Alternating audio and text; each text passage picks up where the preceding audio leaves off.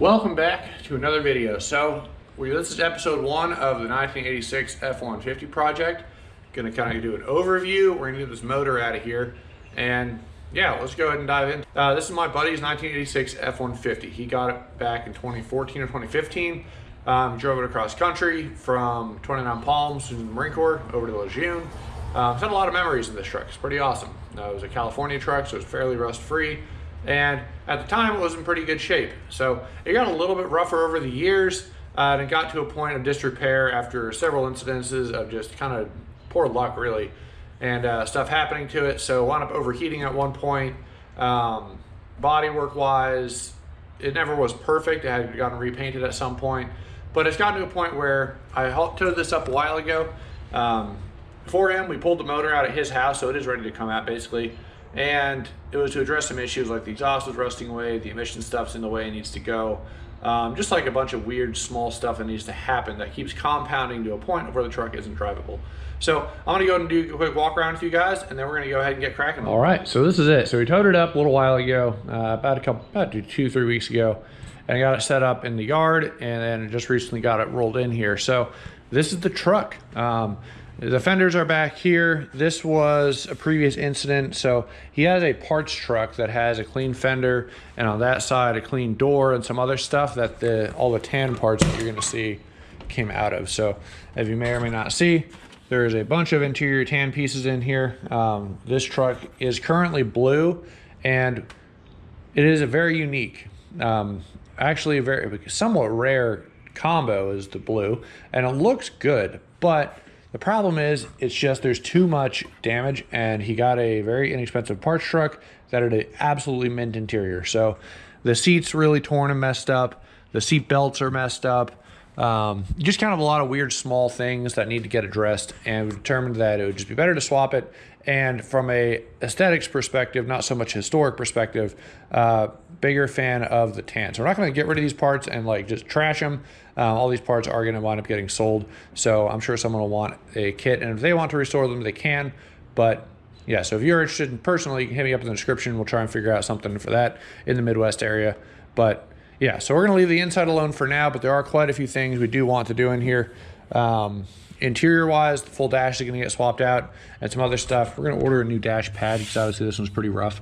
Figure out the radio, speakers, and the goal for this truck is to be a nice work truck that is kind of unique. You can kind of have stories around, but it's still a daily driver. It's perfectly able to be used. Of course, that classic weather seal. But yeah, so that's the goal for this truck. So we got a bunch more parts back here.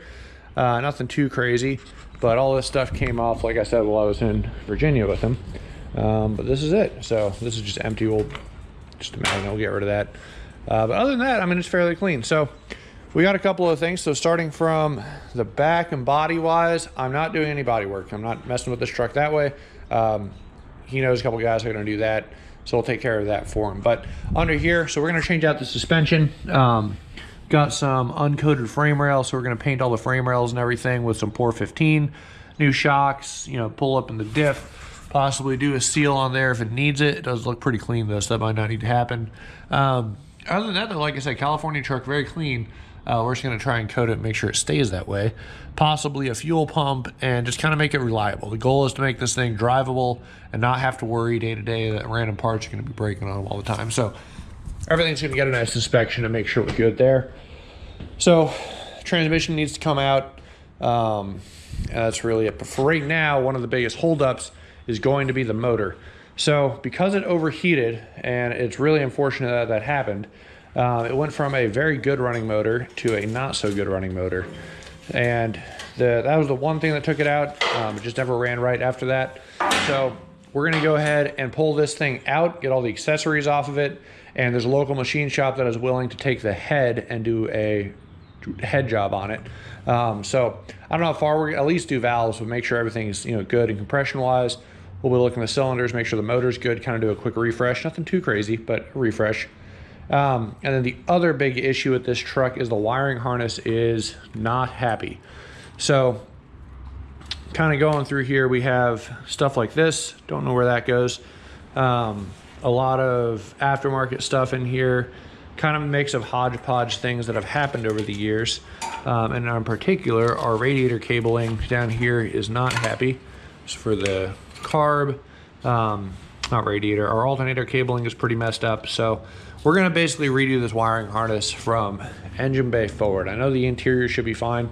Actually pretty good quality from the 80s, which is crazy to think about, but we'll see. So my plan is to get some bulkhead connectors and run some bulkhead wiring through here.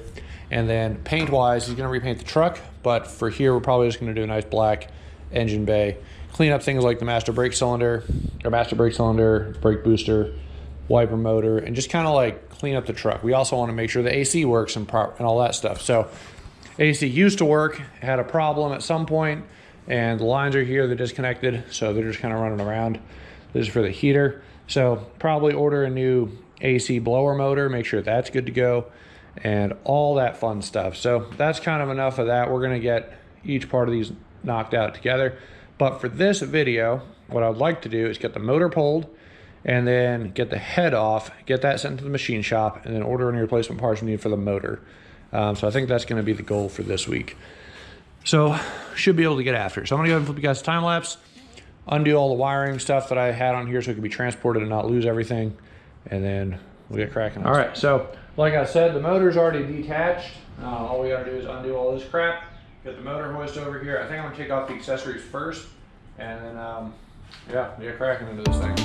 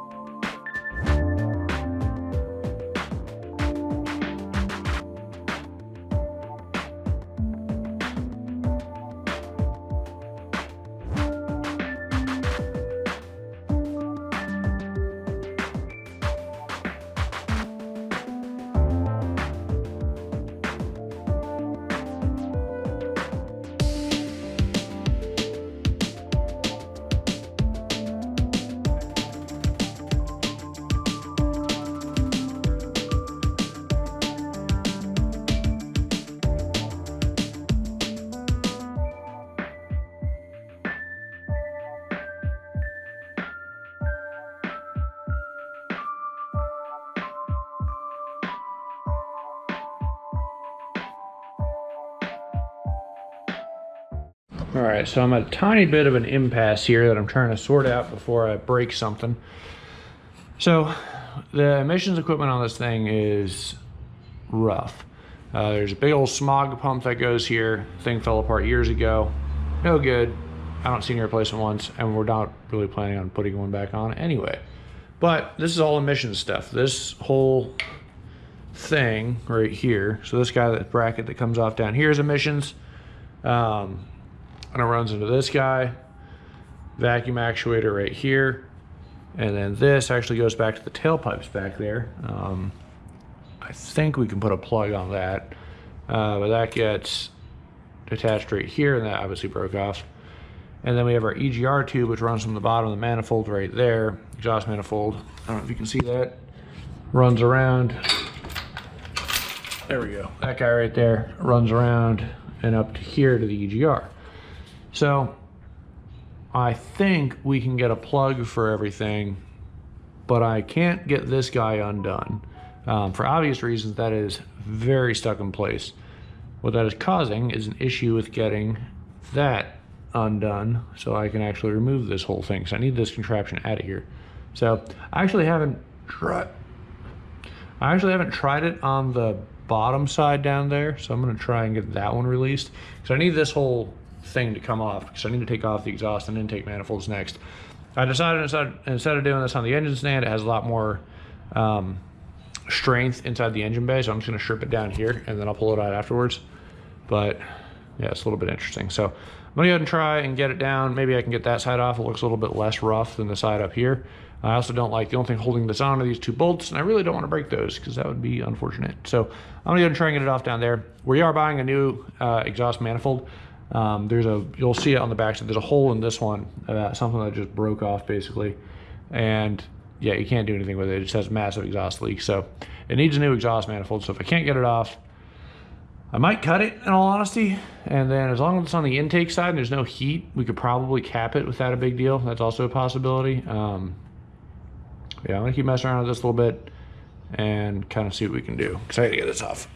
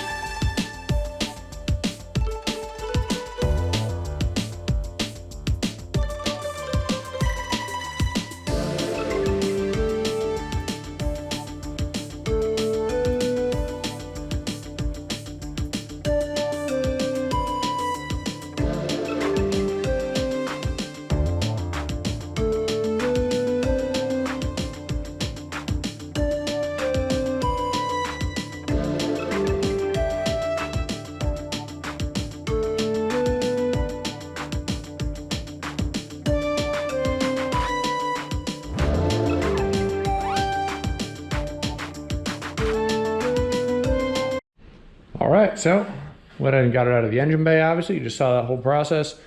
Mounted up on the motor stand, which is awesome. The last time we did this looked very sketchy, but this looks a lot more solid, especially with the all the accessories off, the exhaust manifold off. Probably dropped over 100 pounds of just crap. So I think it's doing a little bit better now. Yeah, this is it. So slide over here, kind of get an idea. So you can definitely see, I mean, she's been leaking all over. So we got to reseal this whole sucker and get that nice and taken care of.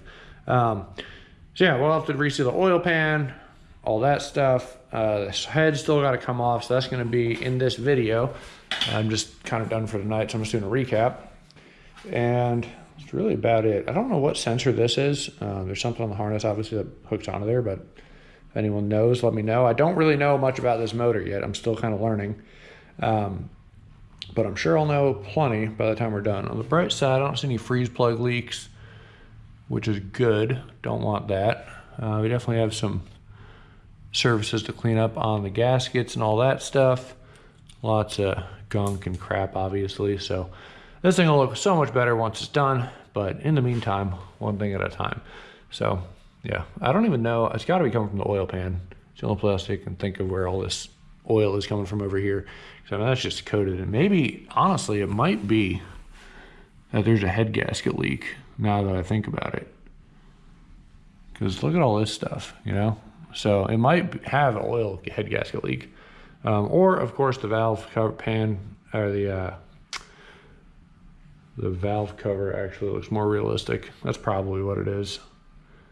That makes a lot more sense the more I'm looking at this. So regardless, we'll get it taken care of one thing at a time. There's some good oil on the valves in there. So yeah, definitely needs a refresh. But that's gonna do for today.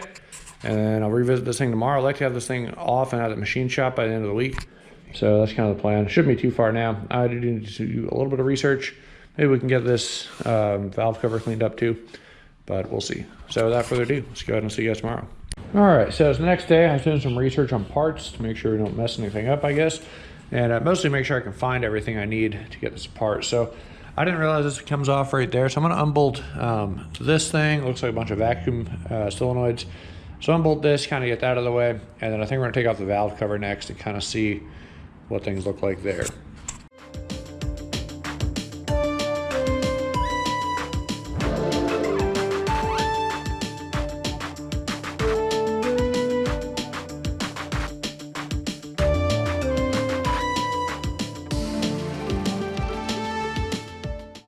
These are the plugs.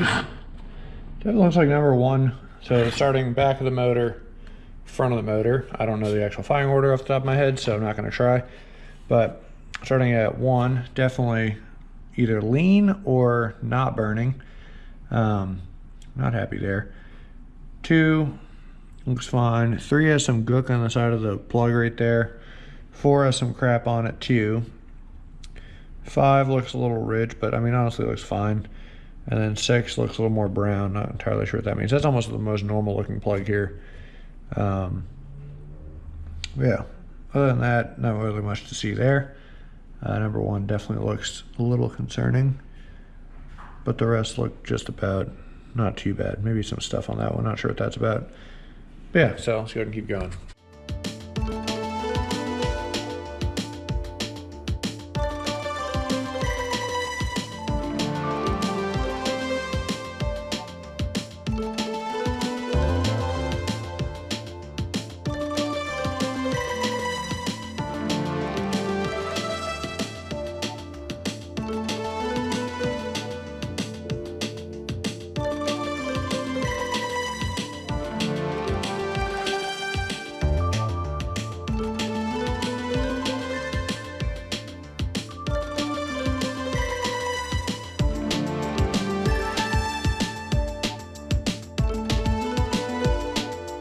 Doing a leak down test right now, if you can hear. So on the exhaust port, needless to say, she's losing some air out of there. Intake port, fine. Exhaust, not so fine. So good to know. All right, so learning is occurring. In the time lapse just now, I was going through and I realized one cylinder had almost no leak down, and then another cylinder and it was at like 20. I'm like, that's odd, like 20 psi. This is my first time doing a leak down test, so I'm definitely learning. But tighten it up, and according to the directions, you're supposed to do this with a warm motor at top dead center. So obviously there's no way to warm this motor up, and because there's no real way to lock it, can't really get it to top dead center either. But the idea behind that for each cylinder is to make sure that you have full, that the valves are both closed. Because on the valve train on, I figured it should be fine. Both valves should be closed. So turning it up to 50 psi. And we have like 19 psi on this one. So you go around real quick. So this one I can actually feel a good amount of, I think it was this one. Yeah, the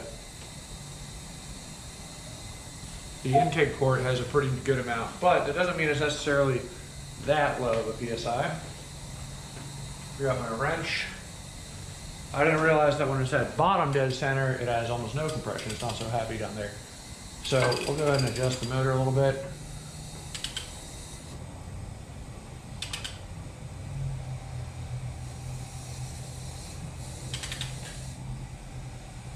And kind of get it to a position. Let's see, so there's a crap ton of air coming out of the intake port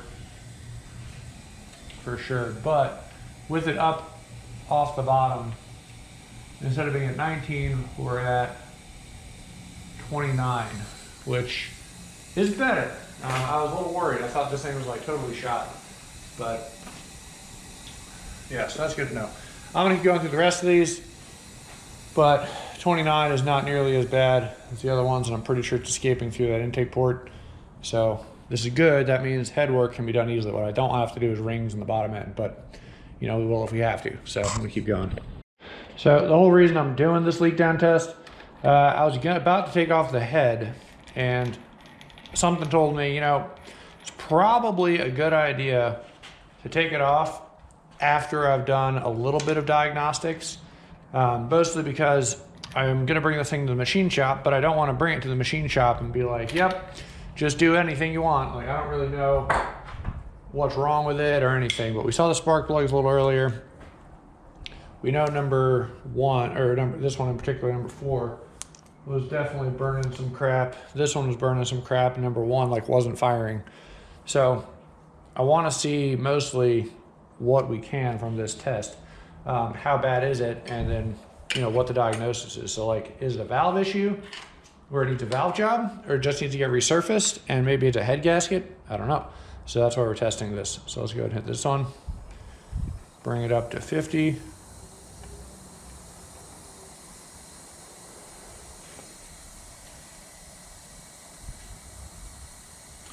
I mean, tiny bit on the intake side, which isn't terrible. Let's rotate our motor over to get it in a better position. Oh yeah, there we go.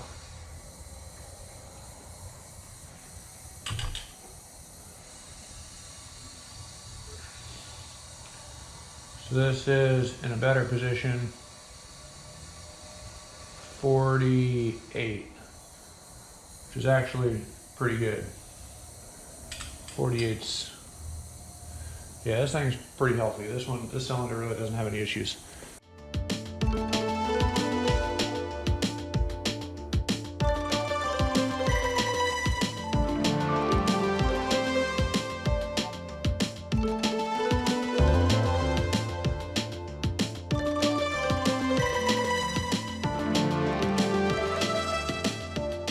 All right, so what were the results? Starting from the back, number 6 was 50 in, 41 out. Slight issue on the intake side, which is this bigger port.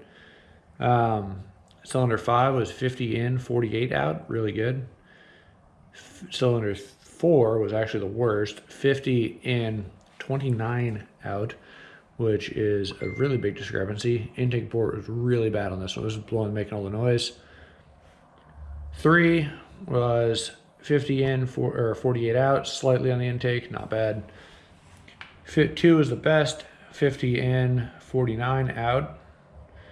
And 1 was 50 in and 41 out. Not terrible, but slight intake as well. So the 2 with the slight intake noises were 1 and 6, both at 41.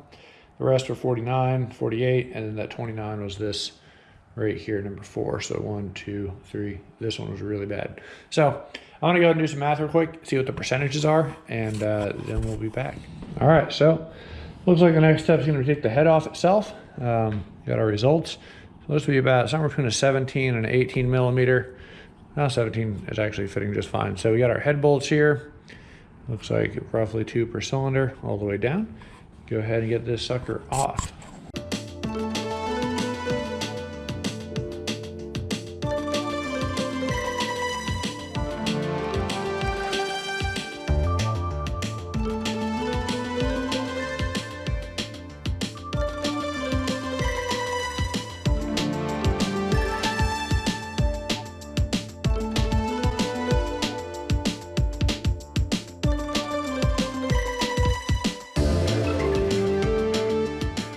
Alrighty boys, so the head is off.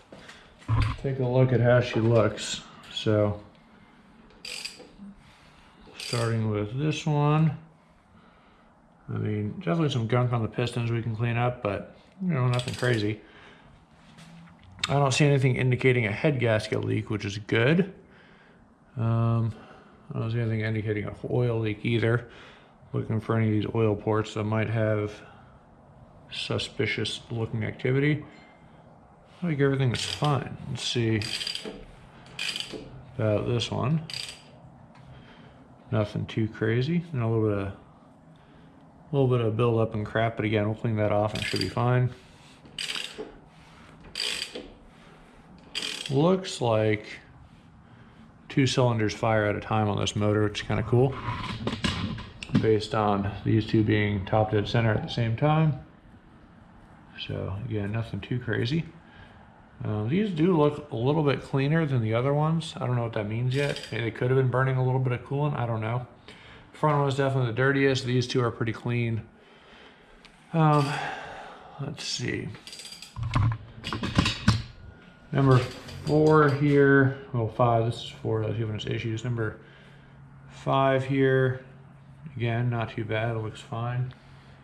1 and 2 are definitely the dirtiest, and 6 is actually really dirty, and then these guys are pretty clean. So there you have it. I mean, really not much else to look at.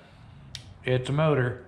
So I'm gonna go ahead and get something to plug up all these little holes, and then from there go ahead and clean out our thread holes, get all this old gasket material off. I have some stuff to do that, and then yeah, get it set up for the new one. So there we have it. The new head gasket is not this kind of material. I do wonder if this is original or if this is old, or it was done at some point, because usually you want a multi-layer steel head gasket, and this is definitely not that, but I don't know. Good to know. Maybe it's just the age.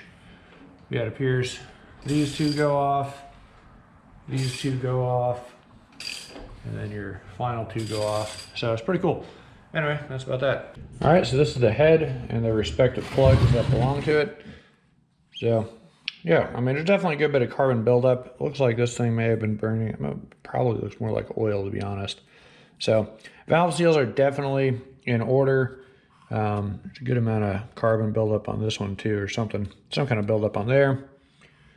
And number one and 6 seem to be the hottest. But other than that, I mean, it's not too bad.